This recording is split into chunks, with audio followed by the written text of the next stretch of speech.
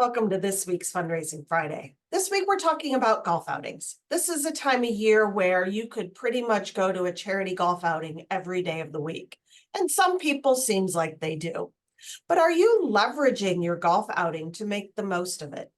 Too often I've seen that from a participant standpoint, they go to the golf outing because someone invited them or their company sponsored it and they drew either the long or short straw, depending on your perception, to go out and play in it.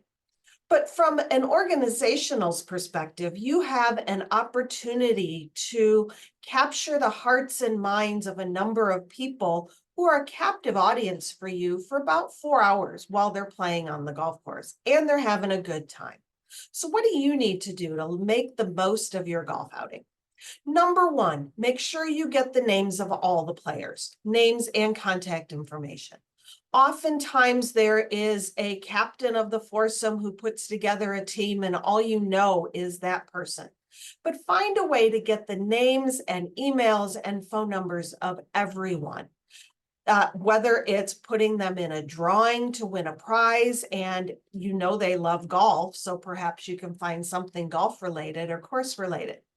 Then once the event is over, make sure you put them in your database and you continue to send them information and solicit them. Number two, make sure there's information about your organization sprinkled throughout the event. One of the disadvantages of a golf outing is there's really not a lot of good opportunity to gather everyone together to talk about your organization. Sometimes you might have lunch or dinner or some kind of a kickoff, but let's face it, your audience is more focused on the golfing and or the drinking that may be occurring as well. So have signs on each tee box that talk about your mission, that talk about your organization, that talk about the people you serve.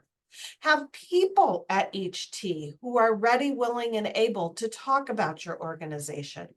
When I worked at St. Ambrose, we had a golf outing where the golfers would be at each tee box and they would hit a shot for someone if you made a donation.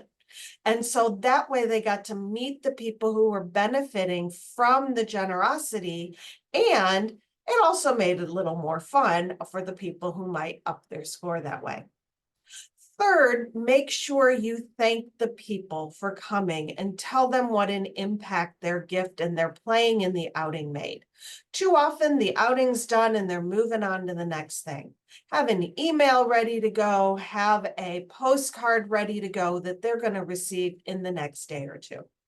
And finally, make sure that you look at who played that day and talk to your board, talk to your staff, talk to your volunteers. Were there some major donors? Who's had a particular interest in your organization? And follow up with them, invite them to coffee, talk to them about why your organization makes a difference, and you might just turn a golfer into a major donor. That's this week's Fundraising Friday. Thanks. Have a great weekend.